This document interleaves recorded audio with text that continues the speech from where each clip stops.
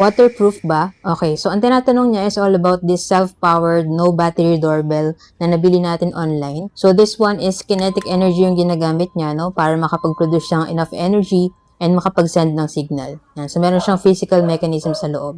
And to answer the question, naka-IP44 rating siya, ibig sabihin splash and dust resistant, no? Itong sa amin kasi, under siya nitong bubong namin sa terrace, so hindi talaga siya masyadong nababasa unless sobrang lakas ng ulan, yung minsan naanggihan siya. Pero kita niyo naman, until now, working pa rin yan. And pwede rin kayong bumili ng separate cover nito, no? Kung feeling nyo is mababasa talaga siya dun sa pupwestuhan niya. Ito naman yung kasama niya na receiver, so ito yung sasaksak natin sa plug para ma-receive niya yung signal ng ating doorbell sa labas.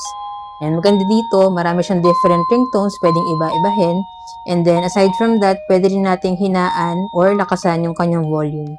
And depende po sa inyo kung gaano kalakas yung gusto nyo. Pero sa amin, naka-max volume yan lagi. Kung gusto nyo naman, default ringtone ulit, tanggalin nyo lang sa plug and then after some time, na-i-plug nyo ulit siya. Tapos ayan, babalik na siya dun sa default ringtone niya. So kung interested din po kayo sa ganitong low battery self-powered doorbell, check nyo na lang po dyan sa Yellow Basket para same quality and legit store din yung mapagbilan nyo. So yun lang, sana nakatulong tong video. If you have any other questions, just let me know in the comments and follow for more tech content.